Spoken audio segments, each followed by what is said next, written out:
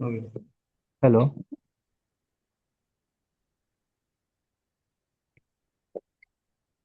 Hello. Hello. Hello. हाँ, आवाज़ सुनाई हेलो दे रही है आप लोगों sir. Good yes evening sir. Sir.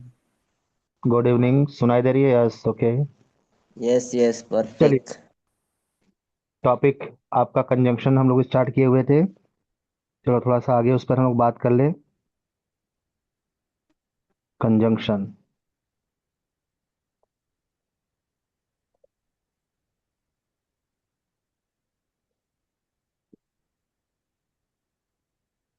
तो कंजंक्शन के बेस के बारे में मैंने आप लोग को बताया था, और यहाँ पे हम लोगों ने बात किया था कि एक बिल्कुल इजी वे में कंजंक्शन को कैसे आइडेंटिफाई करें।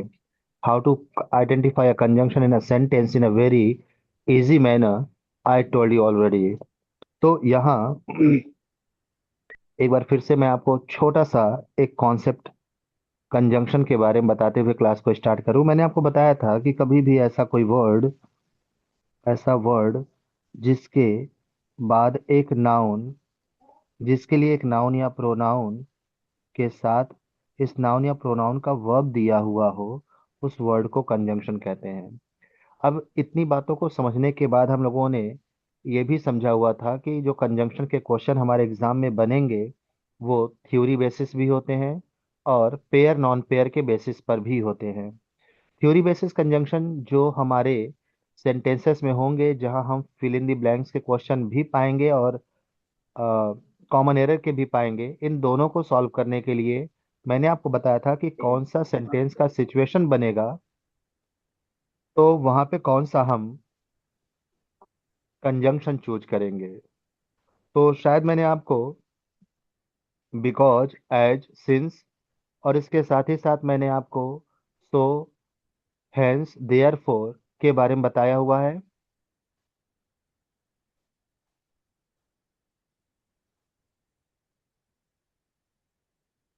सो, हेंस, देयरफॉर पढ़ पढ़ लिया आप लोगों ने? चलो।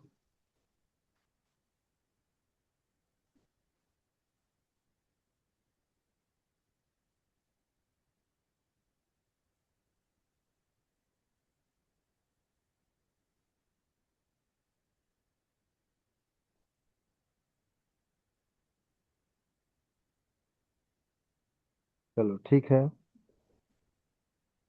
हम लोग यहाँ आगे बात करेंगे दो सेंटेंसेस को आपस में कनेक्ट करने के लिए। यहाँ पे हम लोग नेक्स्ट रूल के बारे में बात करें तो हम लोग यहाँ पे बात करेंगे दो सेंटेंसेस को आपस में कनेक्ट करने के लिए कंजंक्शन बट या येट का यूज कब होता है। अब देखो, आपको ऐसे कई सेंटेंसेस मिलेंगे जहां पर दो अलग अलग सेंटेंसेस को आपस में कनेक्ट करने के लिए सेंटेंस में आपको कंजंक्शन या तो बट दिखाई देगा या तो यट दिखाई देगा। या फिर ऐसा भी हो सकता है कि दो अलग अलग सेंटेंसेस को आपस में कनेक्ट करने के लिए आपको यहाँ पे एक कंजंक्शन फिल करना पड़े। तो चार दिए गए अलग अलग ऑप्शन में से कौन सा वो ऑप्शन होगा जहां पर कंजंक्शन बट या येट मिले और हमें पता चले कि सेंटेंस में यहाँ फिलर को फिल करने के लिए कंजंक्शन बट या येट ही आएगा। मतलब कहने का ये, हम लोग बात करने वाले हैं बट और येट जैसे कंजंक्शन के यूज को लेकर के। तो मैं आपको बताऊं कि दो अलग अलग सेंटेंसेस को आपस में कनेक्ट कोई कंजंक्शन बट या यट तभी कर पाएगा जब सेंटेंस में जब एक सेंटेंस पॉजिटिव स्टेटमेंट में हो और दूसरा नेगेटिव, या पहला नेगेटिव स्टेटमेंट हो तो दूसरा पॉजिटिव। कहने का मीन ये है कि जब दो अलग अलग ऐसे सेंटेंसेस जो एक दूसरे के अपोजिट नेचर के होते हैं, विपरीत नेचर के होते हैं, मीन्स अगर एक सेंटेंस में सही बातें की गई हो तो दूसरे में उसका विपरीत, या एक में अगर अपोजिट बात की गई हो, यानी कोई निगेटिव बातें की गई हो, तो दूसरे वाले सेंटेंस में उसका पॉजिटिव। तो जब ऐसे दो अपोजिट नेचर के सेंटेंसेस को आपस में कनेक्ट करना होता है तो उन दोनों को कनेक्ट करने के लिए कंजंक्शन बट या यट का यूज होता है। अगर हम इसे थोड़ा सा रूल के बारे में लेकर बात करें तो कभी भी सेंटेंस में आपको बट या येट दिखाई दे गया तो सेंटेंस को पढ़ना है और देखना है कि सेंटेंस जो अलग अलग हैं क्या एक दूसरे के अपोजिट नेचर के हैं। यदि अपोजिट नेचर के हैं तो इसका मतलब उस सेंटेंस में जो कंजंक्शन बट या येट होगा उसे लेकर कोई एरर नहीं बनेगा। लेकिन अपोजिट नेचर के नहीं होंगे तो ये एरर उस सेंटेंस में आकर बनाते हैं। तो यहाँ एक एग्जांपल से समझेंगे कि ये अपोजिट नेचर का मीन क्या है, व्हाट डज इट मीन। अब देखो, अगर मैं यहाँ एक सेंटेंस लिखूं, it was raining heavily, it was raining heavily. तो अगर हम लोग यहाँ पर इट वॉज रेनिंग हैवली की बात करें तो फिक्स है कि ये एक अपोजिट नेचर का वर्ड है। It was raining heavily. अब अगर अगर ये it was raining heavily opposite nature का वर्ड है तो इसके साथ एक दूसरा सेंटेंस मैं यहाँ लिखूं और आप देखोगे कि ये दोनों एक दूसरे के अपोजिट नेचर का सेंटेंस होने की वजह से कंजंक्शन बट या एट से कनेक्ट होगा। तो यहाँ पे इट वॉज रेनिंग हैवली और आगे सेंटेंस लिखा हुआ रहेगा, my father went outside for work. तो अगर हम यहाँ सेंटेंस को देखें, इट वॉज रेनिंग हैवली, काफी जोरों की बारिश हो रही है, तो सिंपली आप देखोगे सेंटेंस में जो आगे बातें की गई हैं कि किसी के फादर वर्क के लिए बाहर गए हैं उस वक्त, तो ये जो स्टेटमेंट है वो इस नेचर को सपोर्ट नहीं कर रहा है। इट मीन्स फर्स्ट वाले सेंटेंस के नेचर को सपोर्ट नहीं कर रहा है, क्योंकि अगर जोरों की बारिश हो रही है तो बाहर जाने का काम जनरली नहीं किया जाता। लेकिन अब देखो यहाँ पर बाहर जाने के काम को करने की बात की जा रही है। इट मीन्स इसका एक अपोजिट नेचर वाला सिचुएशन यहाँ एक्सेप्ट किया जा रहा है। तो जब ऐसे दो सेंटेंस जिसमें एक सिचुएशन में जो काम नहीं हो सकता उस काम के होने की बात की जा रही है, तो इसका मतलब है कि ऐसे दोनों ही सेंटेंस को आपस में कनेक्ट करने के लिए बट या एट यही दोनों में से कोई एक आएगा। अब ये डिपेंड करता है कि ऑप्शन में इन दोनों में से कौन सा एक वर्ड दिया हुआ है। ऑप्शन में जो भी एक वर्ड दिया होगा उस पर टिक लगा दोगे, क्वेश्चन सॉल्व हो जाएगा। मान लेते हैं अगर बट दिया हुआ है तो यहाँ पे आपको बट चूज करना है। तो यहाँ बट भी सही है अपनी जगह पे और येट भी सही है। जो भी ऑप्शन में दिया जाएगा आपको उस पर टिक लगाना है, क्वेश्चन सॉल्व कर लेना है। चलो, अगर इतनी बातें क्लियर हो गई तो एक और बात मैं बताऊं कि जो काम बट और येट का होता है वही काम दो और ऑल दो का भी होता है। लेकिन दोनों में एक बेसिक डिफरेंस है। दो और ऑल्दो भी एक ऐसा ही कंजंक्शन होता है जो दो अपोजिट नेचर के स्टेटमेंट को आपस में कनेक्ट करता है। जैसे यहाँ मैं बताऊं कि कभी भी अगर दो अपोजिट नेचर वाले सेंटेंस को आपस में कनेक्ट करने के लिए सेंटेंस के स्टार्टिंग में ही कंजंक्शन की जरूरत पड़े, तब उस कंडीशन में दो या ऑल दो जैसे कंजंक्शन को यूज किया जाता है। अगर दो ऐसे सेंटेंस जो अपोजिट नेचर के हैं और उन दोनों को कनेक्ट करने के लिए स्टार्टिंग में ही कंजंक्शन की जरूरत है, तो ऐसे दोनों ही सेंटेंस,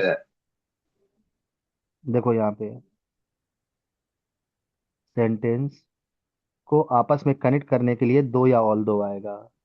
तो अगर कभी भी सेंटेंस में कंजंक्शन की जरूरत सेंटेंस के स्टार्टिंग में ही पड़े ऐसे दो सेंटेंस को आपस में कनेक्ट करने के लिए जो अपोजिट नेचर का है, तो अनडाउटेडली आप सेंटेंस के स्टार्टिंग में वो कंजंक्शन दो या ऑल दो ही यूज करोगे। एक और बात मैं बताऊं कि जब सेंटेंस के स्टार्टिंग में ही कंजंक्शन दो या ऑल दो आ जाता है तो ऐसे दो सेंटेंस को आपस में कनेक्ट करने के लिए दो सेंटेंसेस के बीच में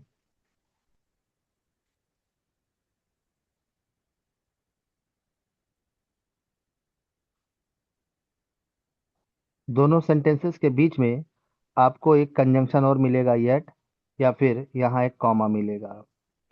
तो कभी भी दो सेंटेंस को आपस में कनेक्ट करने के लिए कंजंक्शन स्टार्टिंग में दो या दो मिल जाए तो आप ये भी चेक करोगे कि दोनों सेंटेंस के बीच में क्या येट या कॉमा दिया हुआ है।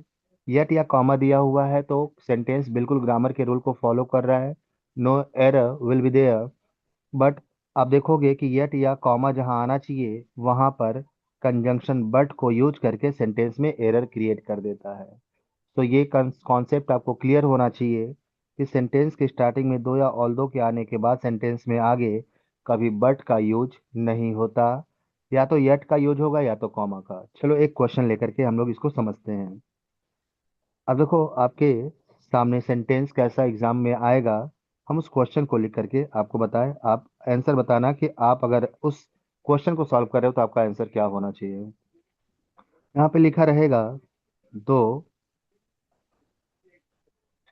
His father is very poor, is very poor, but he try, he always tries to provide the best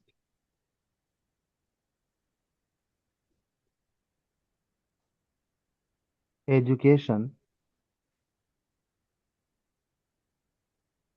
to his children।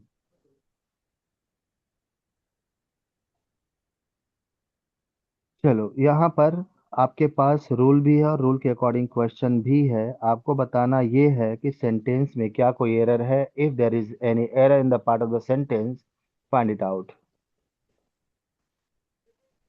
Yes, sir. What do There you is. Think about? Hmm. Where? Sir, there at but should but? be not there. Okay, okay, but should not be there. So what would be the right answer of this? Means if you And want to correct it now, Either yet uh, or comma. yet or comma. comma. Yeah. Mm. So we have to put a mark over there and it would be solved. चलो यहाँ पे इस तरह से solve कर लोगे। अगर question इस तरह से पूछा गया है तो इजीली हम लोग इसे सॉल्व कर लेंगे और ये काफी इंपॉर्टेंट भी है। चलो अगर ये इंपॉर्टेंट, तो हम लोगों ने अभी बट, येट, दो और ऑल दो के बारे में बात की है, और आप देख सकते हैं कि यहाँ पर जो कंजंक्शन को हम लोग ले करके बात कर रहे हैं वहां से क्वेश्चन पूछा कैसे गया है, सॉल्व किया कैसे जाएगा। चलो अगर ये बातें क्लियर है तो अब हम लोग बात करते हैं नेक्स्ट कंजंक्शन से बनने वाले फिलर के क्वेश्चन को सॉल्व करने के रूल और एरर को सॉल्व कैसे किया जाए उसी रूल के बेसिस पे इस पे बात करते हैं। तो यहाँ हम लोग बात करेंगे आगे।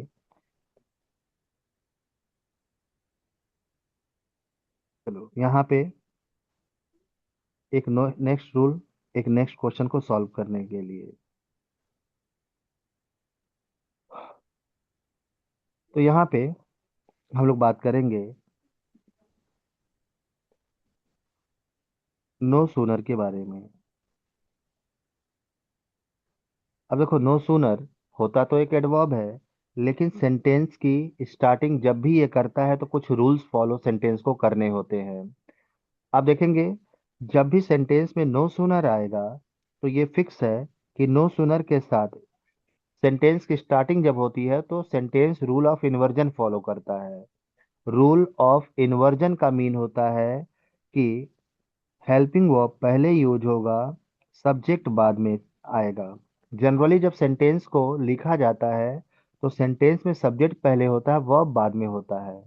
बट रूल ऑफ इन्वर्जन ये कहता है कि आप वर्ब को पहले लिखोगे, सब्जेक्ट को बाद में लिखोगे। तो जब भी नो सूनर से सेंटेंस स्टार्ट होता है तो फिक्स होता है कि सेंटेंस रूल ऑफ इन्वर्जन को फॉलो करेगा। रूल ऑफ इन्वर्जन का सिंपल सिंपल सा मीन है कि सब्जेक्ट बाद में आएगा, सब्जेक्ट के पहले ही उस सेंटेंस का हेल्पिंग वर्ब आएगा। तो कभी कभी ऐसे सेंटेंस में एरर हेल्पिंग वर्ब को लेकर ही बना दिए जाते हैं। अब देखोगे जैसे ही सेंटेंस की स्टार्टिंग नो सूनर से होगा, तुरंत समझ जाना है कि सेंटेंस में हेल्पिंग वर्ब आपका यहाँ पहले आएगा, सब्जेक्ट बाद में चला जाएगा। अब अगर ऐसा नहीं है तो हेल्पिंग वर्ब सेंटेंस में आगे जहां भी जाएगा वहां एरर क्रिएट करेगा। और इसके साथ ही साथ नो सुनर अगर सेंटेंस में आया है तो ये बात भी कंफर्म हो जाती है कि सेंटेंस में आगे एक कंजंक्शन देन आएगा। तो जैसे सेंटेंस नो सुनर से स्टार्ट करें, सेंटेंस को आप पढ़ो और आगे जाकर देखो कि सेंटेंस में क्या कोई कंजंक्शन यूज हुआ है, और अगर यूज हुआ है तो वो देन होना चाहिए। यदि देन है तो नो एरर। लेकिन जब एरर देना होता है तो सेंटेंस में कंजंक्शन वेन या देन दे दिया जाता है, और इससे ये कंफर्म हो जाएगा कि सेंटेंस में जो ये वेन या देन है ये एरर को क्रिएट कर रहा है। चलो, अगर इस तरह से हम लोग इस रूल के बारे में बात करें तो एक क्वेश्चन कैसे पूछा जाएगा, हम लोग इसको भी देखने की कोशिश करेंगे। अब देखो यहाँ पे क्वेश्चन जो पूछा जा सकता है इस रूल के बेसिस पे इस तरह लिखा रहेगा no sooner did they come at home then my younger brother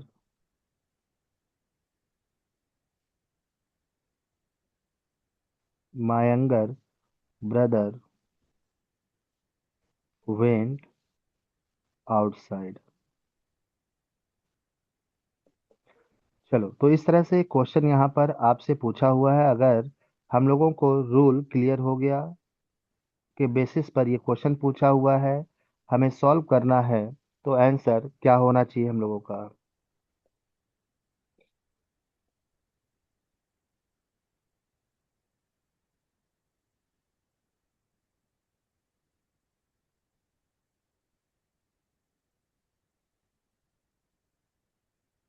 इस क्वेश्चन को सॉल्व करके बताइए कि आपके अकॉर्डिंग आंसर क्या होना चाहिए। Okay, no error. बस यहाँ पे टिक लगा देना है, क्वेश्चन सॉल्व हो जाएगा। तो इस तरह से आप देख सकते हो कि अब नो सुनर को लेकर के अगर कोई क्वेश्चन बनता है विद एग्जांपल मैंने आपको यहाँ पे बताया, तो हम इसे भी सॉल्व कर पाएंगे।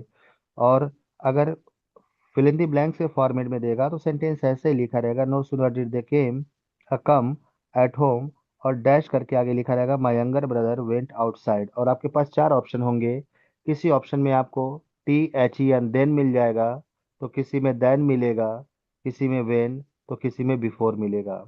अब अगर ये चार ऑप्शन मिलेंगे तो सेंटेंस के सिचुएशन के अकॉर्डिंग स्ट्रक्चर को देखकर हमें क्लियर कर लेना है कि यहाँ पे आंसर आपका देन मिलेगा। बस वहां टिक लगा दोगे, क्वेश्चन सॉल्व हो जाएगा।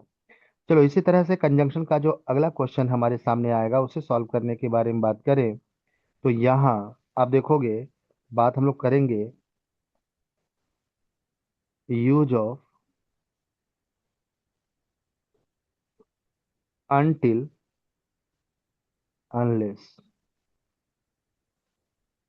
अनटिल अनलेस ये दोनों ही कंजंक्शन होते हैं, और आप देखेंगे कि कंजंक्शन है तो ये दो सेंटेंस को आपस में ज्वाइन जरूर करेंगे।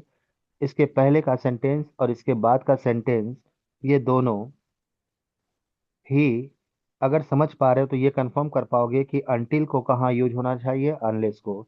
मैं आपको ये बताऊं कि जब सेंटेंस में अनटिल का सिचुएशन बनता है तो वहाँ अनलेस आकर के एरर को क्रिएट करता है, और जहाँ अनलेस के आने का सिचुएशन बनता है वहाँ अनटिल आकर के एरर को क्रिएट करता है। दोनों की हिंदी मीनिंग लगभग सेम होती है, इसलिए मीनिंग के बारे में कोई बहुत ज़्यादा प्रॉब्लम नहीं आती लेकर के। आप इसके थोड़ा सा रूल के समझो। चलो, रूल को समझने का काम किया जाए यहाँ पे।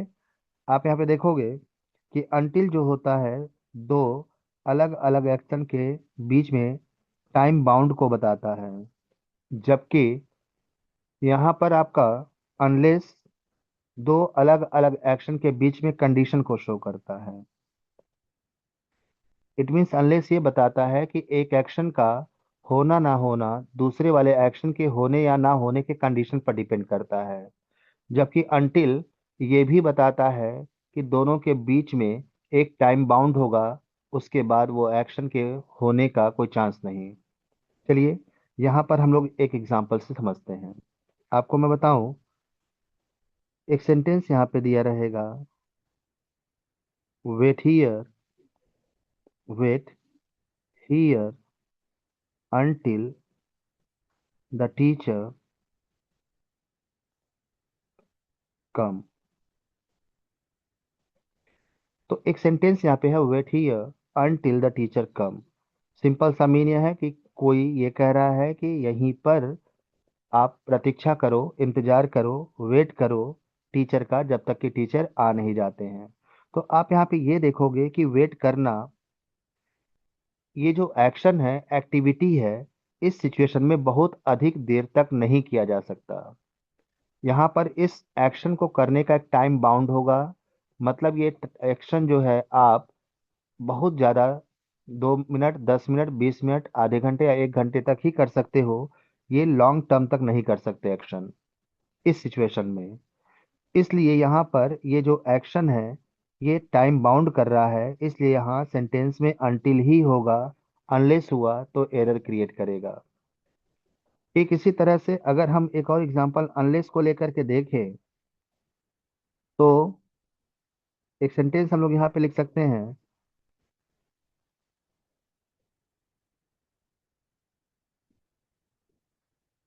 शी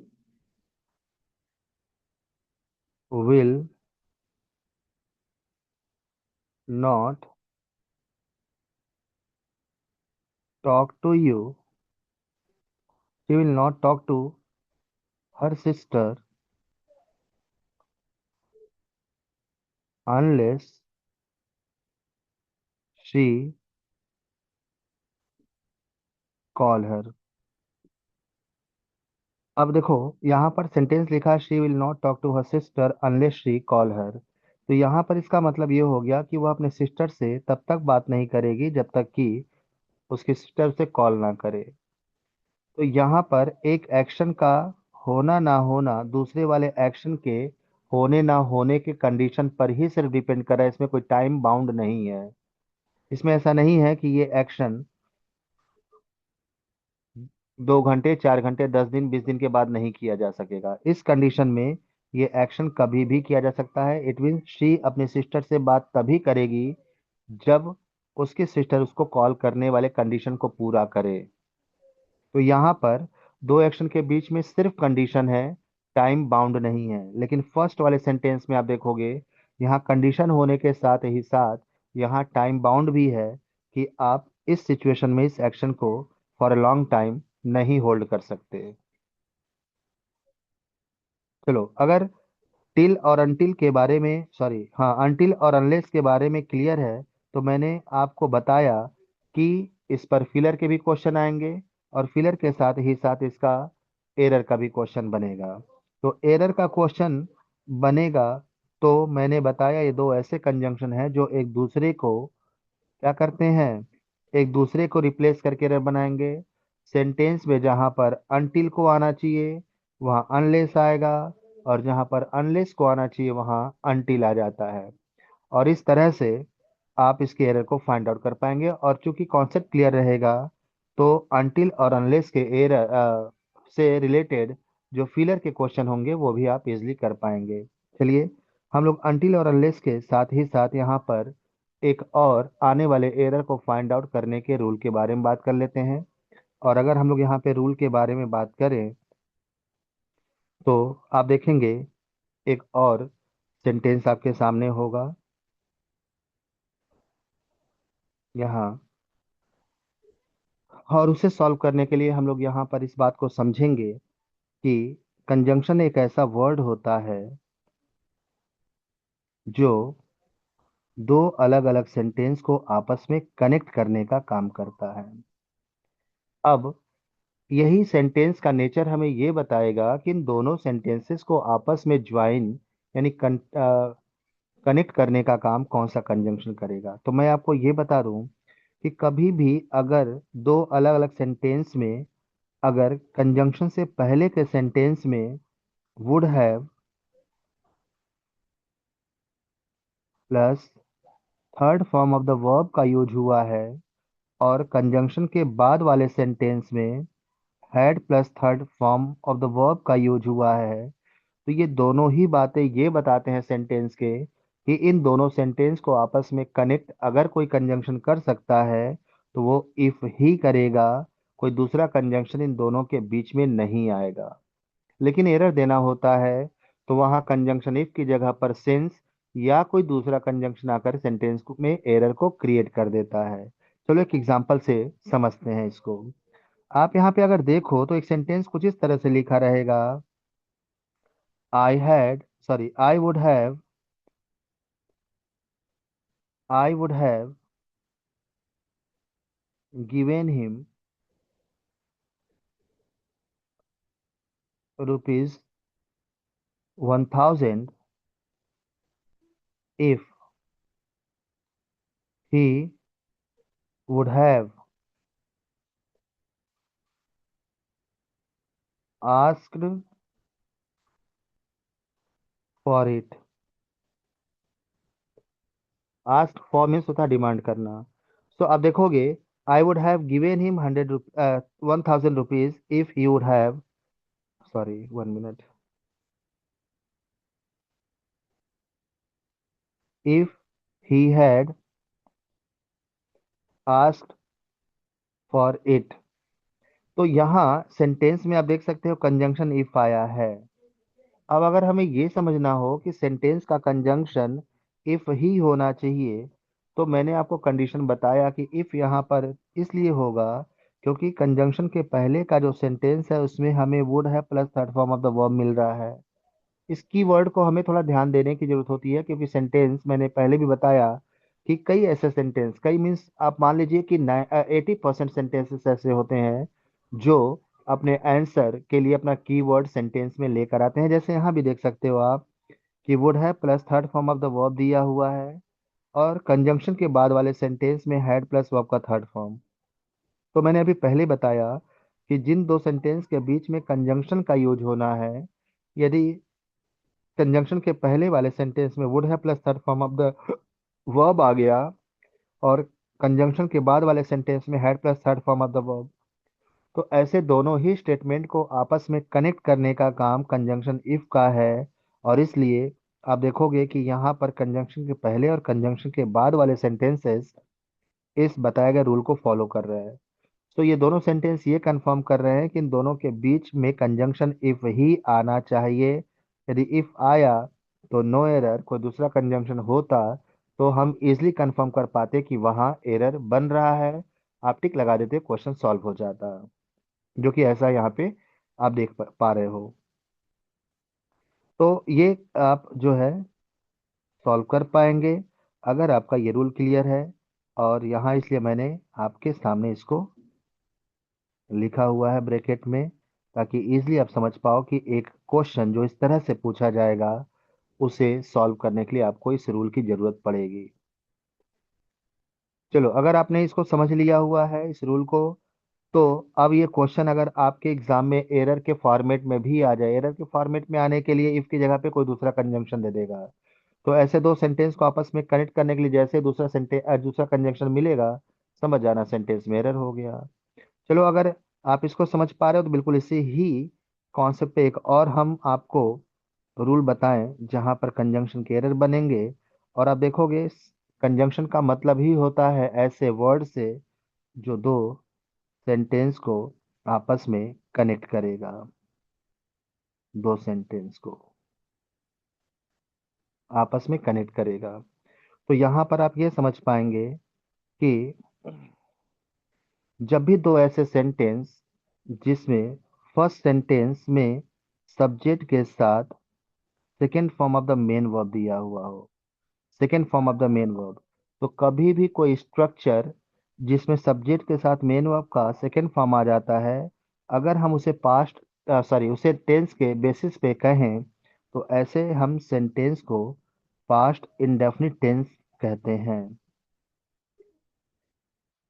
कभी भी अगर किसी सेंटेंस में सब्जेक्ट के साथ second form of the main verb दिया हुआ है, तो समझ जाना है कि उस सेंटेंस को हम पास्ट इंडेफिनिट टेंस कहेंगे। और कंजंक्शन के पहले अगर पास्ट इंडेफिनिट टेंस दिया हुआ है और कंजंक्शन के बाद अगर हैड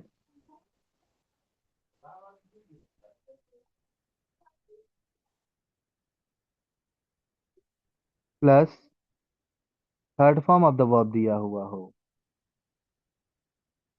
तो आप समझ जाना कि दोनों के बीच में कंजंक्शन आफ्टर का यूज होगा। कभी भी दो ऐसे सेंटेंस जिसमें कंजंक्शन के पहले वाला सेंटेंस पास्ट इंडेफिनिट टेंस में है और कंजंक्शन के बाद वाला सेंटेंस पास्ट परफेक्ट में है, जब भी किसी सेंटेंस में had plus third form of the verb का यूज हो जाता है तो ऐसे सेंटेंस को हम लोग पास्ट परफेक्ट टेंस कहते हैं। Past perfect tense. तो जब दो सेंटेंस जिसमें से फर्स्ट आपका पास्ट इंडेफिनिट है और कंजंक्शन के बाद का सेंटेंस पास्ट परफेक्ट टेंस है, तो दोनों के बीच में अगर कभी कंजंक्शन मिल गया तो चेक कर लेना है।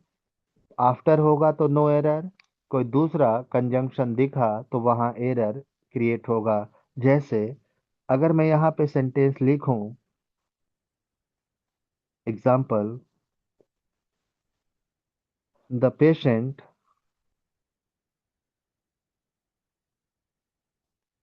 The patient died after the doctor had come.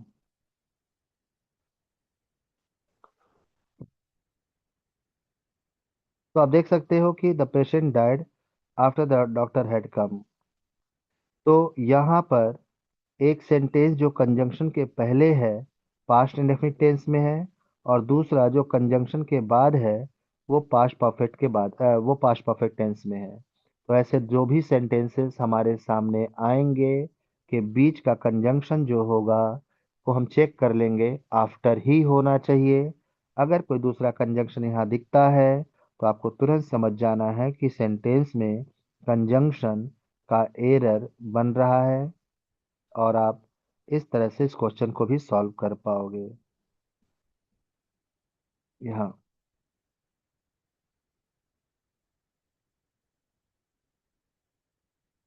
तो देखो हर एक क्वेश्चन को सॉल्व करने का अपना एक अलग रूल दिया हुआ है, बस हमें उस रूल को समझना होता है। यहाँ आपको मैं बताऊं कि इसी टाइप का एक और क्वेश्चन आपसे एग्जाम में पूछा जाएगा, और अगर हम उस टाइप के क्वेश्चन के बारे में बात करें तो यहाँ हम लोग एक और रूल पे बात कर सकते हैं। और ग्रामर ये कहता है कि जब भी हम दो ऐसे सेंटेंस की बात करेंगे, देखो कुछ ऐसे भी सेंटेंस होंगे आपके सामने जिसका स्ट्रक्चर आपको जो मैं बता रहा हूँ उस तरह से मिलेगा। इसे थोड़ा सा ध्यान से समझने का जरूरत होता है कि अगर ऐसा स्ट्रक्चर मिला तो हम ऐसे सेंटेंस को सॉल्व करेंगे कैसे।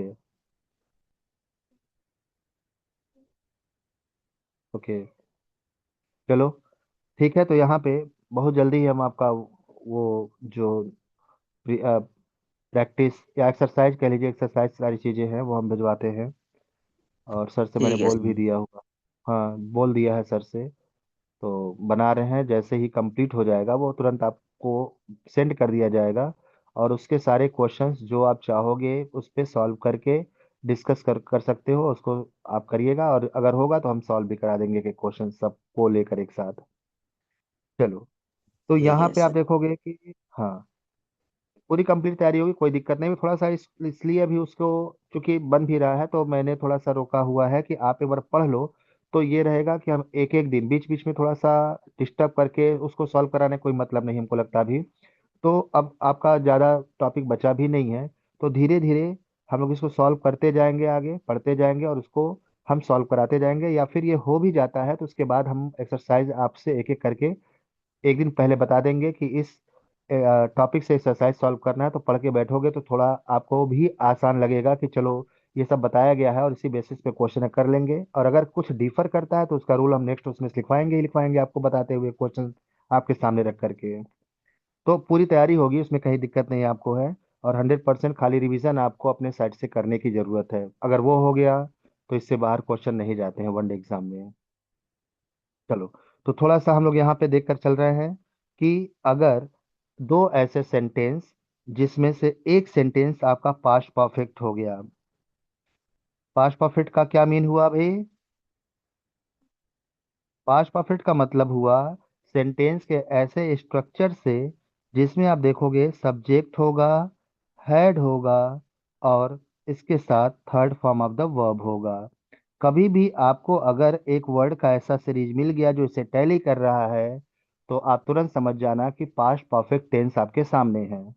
ठीक उसी तरह से अगर हम बात करेंगे पास्ट इंडेफिनिट टेंस की, तो अभी मैंने बताया कि अगर हम पास्ट इंडेफिनिट की बात कर रहे हैं तो इसे आइडेंटिफाई करने का सबसे आसान तरीका आपका ये हो जाएगा कि आपके पास सब्जेक्ट होगा, second form of the main verb होगा। तो कभी भी वर्ड का सीरीज आपको subject plus second form of the verb को शो करे तो समझ जाना है पास्ट इंडेफिनिट टेंस। तो अब आते हैं रूल पर।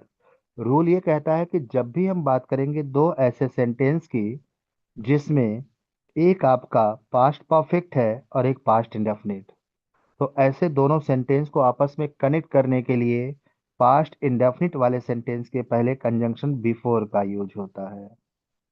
Before.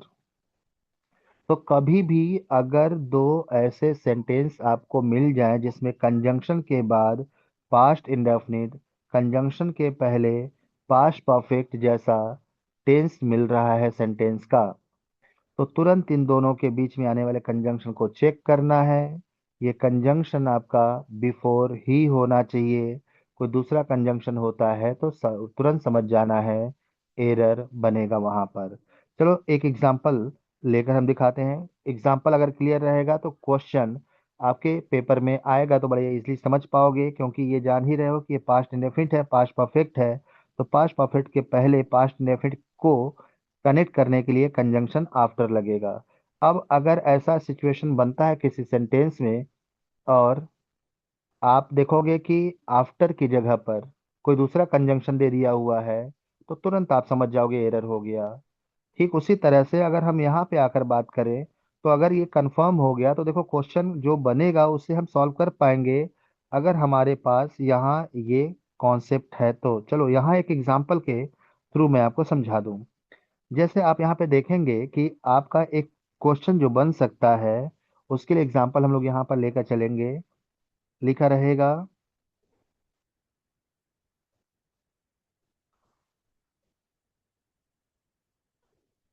The thief had run away.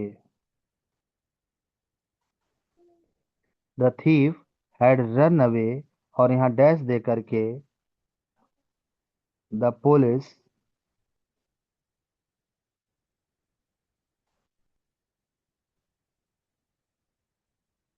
The police केम। अब आपके पास यहाँ पे मैं चार ऑप्शन रखता हूँ। एक आपका आफ्टर मैंने रखा, दूसरा मैंने यहाँ बिफोर रखा, थर्ड ऑप्शन यहाँ पर मैंने सिंस रख दिया, एंड फोर्थ ऑप्शन यहाँ पर आपको एक और रख दिया जाए, जैसे मान लो कि एज रख दिया गया। ये आपके पास चार ऑप्शन है, और अगर हमें इस सेंटेंस में एक राइट कंजंक्शन फिल करना हो तो क्या बताना चाहोगे भैया आप? आपके हिसाब से अगर आपको ये पेपर में क्वेश्चन मिल जाए और सॉल्व करना हो तो आपका आंसर क्या होना चाहिए? After. Oh, after. oh, before, before. Before before before होगा ना भाई? आफ्टर तो आपका सिचुएशन बिफोर होगा। पहले बताया था। बिफोर होगा, बस Yes. बिफोर पे आपको टिक लगा देना है, क्वेश्चन सॉल्व हो गया। इससे ज्यादा इसमें कुछ करना नहीं है हम लोगों को। और आप देख सकते हो कि इजी है, क्योंकि आपके पास यहाँ ऑलरेडी कीवर्ड या कह लीजिए हिंट है ही सेंटेंस में। फिलर के पहले का सेंटेंस बता रहा है कि पास्ट परफेक्ट है, फिलर के बाद का सेंटेंस बता रहा है पास्ट इंडेफिनिट है। अब ऐसे दोनों सेंटेंसेस को जब कनेक्ट करने के लिए हमें पास्ट इंडेफिनिट के पहले कंजंक्शन देना होता है, बिफोर देना होता है। लेकिन आप यहाँ पे देखो थोड़ा सा डिफर कर गया, यही अपोजिट हो गया। अगर पास्ट इंडेफिनिट और पास्ट परफेक्ट दो सेंटेंस दिए हुए हैं और पास्ट परफेक्ट के पहले कंजंक्शन चाहिए इन दोनों को कनेक्ट करने के लिए, तब वहां आफ्टर लगाएंगे। तो दोनों में बस थोड़ा सा टेंसेस वाली बात आ जा रही है। और अगर ध्यान से आप देखोगे तो दोनों कोई टफ नहीं, आप एक को अगर पढ़ लो तो दूसरा अपने आप क्लियर हो जाता है यहाँ पर। जैसा कि एग्जाम्पल भी मैंने दे दिया आपको। अब जहां पर आफ्टर आना चाहिए वहां बिफोर आकर के एरर क्रिएट कर देगा सेंटेंस में, और जहां बिफोर को होना चाहिए वहां आफ्टर आकर सेंटेंस में एरर को क्रिएट कर देता है। और इस तरह से आप ये दोनों ही क्वेश्चन अगर पूछा जाए तो सॉल्व कर पाएंगे। और अगर आपने इसे कर लिया तो समझिए कि कुछ क्वेश्चंस और जो आपसे पूछे जाने वाले हैं वो इजी हो जाता है, सॉल्व कर लेते हैं आप। तो यहाँ पे मैं थोड़ा सा आपको पेयर कंजंक्शन के बारे में बताते हुए उनके यूज के बारे में बता दूं। आपको मैं बताऊं कि ये छोटे छोटे कंजंक्शंस के क्वेश्चंस को सॉल्व करने के बाद मैंने आपको बताया था कि नॉन पेयर से मैक्सिमम क्वेश्चंस हमारे एग्जाम में पूछे जाते हैं। तो यहाँ पर हम लोगों का जो नेक्स्ट कंजंक्शन का पोर्शन है उसे हम बोलेंगे पेयर कंजंक्शन। तो यहाँ से जो क्वेश्चन हमारे एग्जाम में पूछा जाएगा हम उसे सॉल्व करने के बेसिक कॉन्सेप्ट के साथ साथ हम कुछ एग्जांपल्स भी देखेंगे। आप देखिए, ग्रामर ये कहता है कि यदि सेंटेंस में आइदर जैसा वर्ड यूज हुआ है। अब चूंकि सेंटेंस हमें लिखना तो है नहीं, इसलिए हम इसे थोड़ा कॉम्पिटेटिव वे में बात करेंगे, थोड़ा एकेडमिक तरीके से हट करके सिंपल भाषा में बात करें। तो कभी भी सेंटेंस में अगर आइदर आया है और उस सेंटेंस में एक कंजंक्शन भी दिया हुआ हो, देखो हमें लिखना नहीं है, हमें चूज करना है। तो कभी भी आइदर सेंटेंस में आ चुका हो और इसके बाद सेंटेंस में आगे कहीं कंजंक्शन भी आया हुआ हो आइदर के लिए, तो अपना काम सिर्फ चेक करना है कि वो कंजंक्शन और होना चाहिए। क्योंकि आइदर के लिए ग्रामर ने पेयर कंजंक्शन और को क्रिएट किया है, और को बनाया है। तो आइदर के लिए और आएगा तो नो एरर। बट जब एरर देना होता है तो आइदर के साथ सेंटेंस में कंजंक्शन और ना दे करके नॉर दे देगा, और फिक्स है कि ये एरर क्रिएट हो जाएगा। ठीक इसी तरह से सेंटेंस में आपको यदि नाइदर मिल जाए और आगे कंजंक्शन आया हुआ हो तो चेक करना है वो कंजंक्शन नॉर होना चाहिए, लेकिन एरर देना होगा तो और दे करके एरर क्रिएट कर देगा। ठीक इसी तरह से आप देखोगे, अगला वर्ड आपका है बोथ या बिटवीन। कभी भी सेंटेंस में बोथ या बिटवीन के बाद कंजंक्शन की नीड पड़े तो आप चेक करेंगे कि वो कंजंक्शन आपका एंड होना चाहिए। लेकिन जब एरर देना होता है तो एंड के ही सेंस में यूज होने वाला एक वर्ड एज वेल एज आकर एरर को क्रिएट करेगा। जैसे मैं कहूँ, अगर मैं एग्जांपल की बात करूँ, मैं लिखूं बोथ राम एंड श्याम, तो ये बिल्कुल सही अपनी जगह पर है। क्योंकि बोथ के बाद जब दो अलग अलग वर्ड को कनेक्ट करने की जरूरत होती है किसी कंजंक्शन की हेल्प से, तो ग्रामर कहता है कि बोथ या बिटवीन की वजह से एंड आना चाहिए। लेकिन जब एरर देना होगा सेंटेंस में तो कुछ इस तरह से आएगा, लिखा रहेगा both Ram as well as Shyam. और आप देख सकते हो कि जब बोथ आ चुका है तो यह दो अलग अलग वर्ड को आपस में कनेक्ट करने का काम एज वेल एज कर ही नहीं सकता। और अगर ऐसा करने की कोशिश सेंटेंस में करता है तो एरर क्रिएट करेगा। आप वहां पे टिक लगा दोगे, क्वेश्चन सॉल्व हो जाएगा। चलो इसी तरह से मैं आपको ये बता दूं कि सेंटेंस में अक्सर आपको सेंटेंस की स्टार्टिंग करता हुआ हार्डली या स्कार्सली जैसा वर्ड भी मिल जाता है। हार्डली या स्कार्सली। तो जब सेंटेंस हार्डली या स्कैर्सली से स्टार्ट करता है तो यहाँ पर कंजंक्शन के साथ साथ एक और रूल एक्टिवेट हो जाता है, और वो है रूल ऑफ इन्वर्जन। इन्वर्जन का रूल ऑफ इन्वर्जन अभी मैंने डिस्कस किया आपसे। रूल ऑफ इन्वर्जन का मतलब सिर्फ इतना ही होता है कि जनरली सेंटेंस सब्जेक्ट से स्टार्ट होते हैं, लेकिन जब रूल ऑफ इन्वर्जन फॉलो करने लगता है सेंटेंस तो हेल्पिंग वर्ब पहले सब्जेक्ट बाद में। तो मैं बताऊं कि कभी भी किसी सेंटेंस की स्टार्टिंग अगर हार्डली या स्कार्सली से हुआ है तो ये भी चेक करना कि पहले हेल्पिंग वर्ब फिर मेन वर्ब आपको हेल्पिंग वर्ब और फिर सब्जेक्ट दिखना चाहिए सेंटेंस में। सब्जेक्ट, यदि सब्जेक्ट के बाद हेल्पिंग वर्ब सेंटेंस में आता है तो ये हेल्पिंग वर्ब सेंटेंस में जहां भी आगे जाएगा वहीं एरर क्रिएट करेगा, उस पर टिक लगा देना, क्वेश्चन सॉल्व हो जाएगा। लेकिन अगर एरर यहाँ, एक और मैं बात बताऊं कि जब हार्डली या स्कैर्सली से सेंटेंस की स्टार्टिंग होती है तो सब्जेक्ट के पहले जो हेल्पिंग वर्ब होता है वो या तो हैड होता है या तो डिड होता है। इसके अलावा कोई दूसरा हेल्पिंग वर्ब यहाँ नहीं आएगा। अगर यहाँ आने वाला हेल्पिंग वर्ब इनके अलावा कोई है तो भी सेंटेंस में एरर क्रिएट होता है।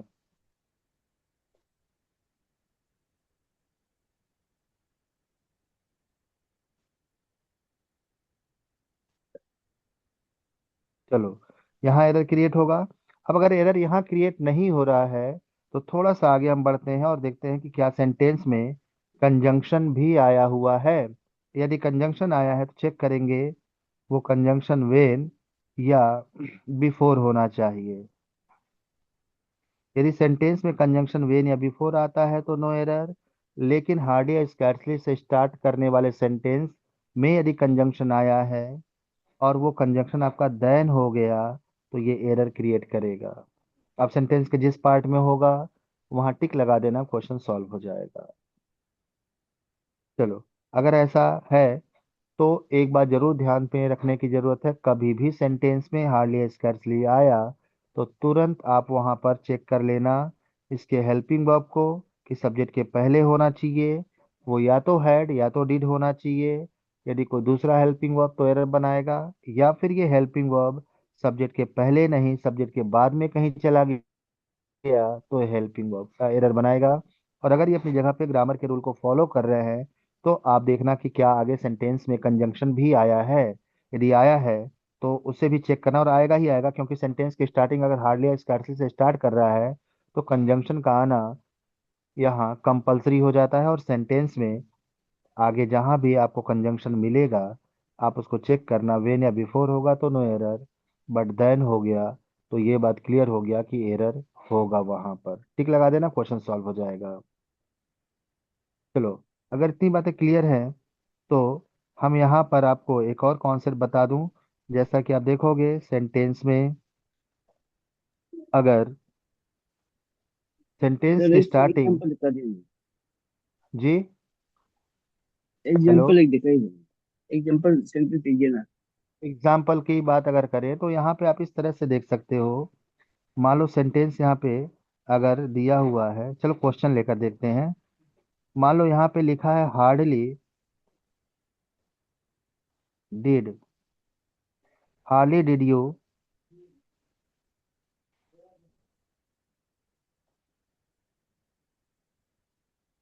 Hardly did you write a letter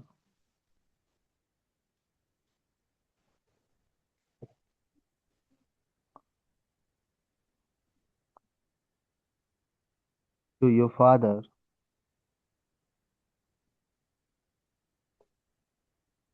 your,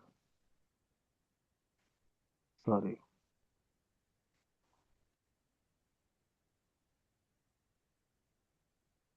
then your younger brother posted it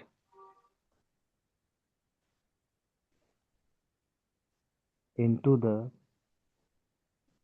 mail box. चलो,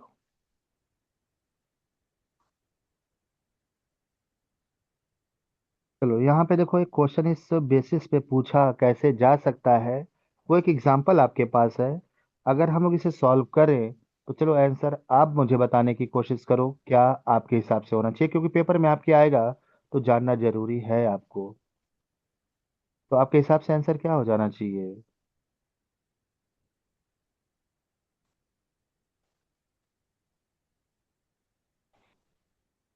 वेन होना चाहिए हुआ में ना, डेन का जगह में सर। हाँ बिल्कुल सही है। आप देखोगे सेंटेंस जब पढ़ोगे तो एक बात हमेशा ध्यान रखना है कि बहुत टाइम टेकिंग वाली काम नहीं करने का जरूरत है। आप सेंटेंस पढ़ोगे तो सेंटेंस की स्टार्टिंग में हार्डली मिला तो दो रूल एक्टिवेट हो गए यहाँ पर। पहला ये कि सब्जेक्ट के पहले हेल्पिंग होना चाहिए तो है, इसलिए एरर यहाँ पे नहीं। हम आगे बढ़ेंगे तो सेंटेंस में कंजंक्शन भी मिलेगा, और आप देख सकते हो कि ये कंजंक्शन आपका, ठीक है, ये कंजंक्शन आपका क्या है, देन है, जबकि यहाँ होना क्या चाहिए था, वेन या बिफोर, नहीं। बट यहाँ देन दे दिया हुआ है। एरर इसलिए यहाँ पे है, आप टिक लगा दोगे क्वेश्चन सॉल्व हो जाएगा। इससे ज़्यादा इसमें कुछ करने की ज़रूरत हम लोगों को नहीं होती है। और जैसे ही आप यहाँ पे टिक लगाओगे, आप देखोगे कि क्वेश्चन और बड़े आसानी से किया जा सकता है, ये कॉन्फिडेंस आ जाएगा। तो देख सकते हो कि यहाँ पे कुछ हमें करना नहीं है, हमें बस ये लर्न होना चाहिए कि जैसे ही लर्न रहेगा कि किस वर्ड के साथ कौन सा कंजंक्शन ग्रामर ने ऑलरेडी फिक्स कर रखा है, तो जैसे ही उस वर्ड के साथ सेंटेंस में हमें कंजंक्शन मिलेगा, हम उस कंजंक्शन को सिर्फ चेक करेंगे और अपना आंसर देंगे वहां पर। Very good. तो आगे एक दो वर्ड और बता दें। जी सर।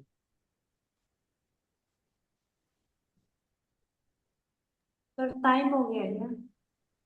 हाँ, इसीलिए मैंने पूछा ना आपसे कि अगर आप इंटरेस्टेड होते तो मैं दो चार वर्ड और बता देता, अगर नहीं तो कल इसको हम आगे कंटिन्यू करेंगे। ताकि देखो, जरूरी इस बात का है कि चीज़ों को थोड़ा सा ध्यान से ही समझना पड़ता है, क्योंकि रिवीजन में उसका बहुत ज़्यादा एक हेल्प मिल जाता है हमको। चलो, अगर टाइम हो गया है तो हम इसको एंड करते हैं, आगे कल फिर बात करेंगे। Till then, good night to all of you. Good night good sir. Night sir. Night sir.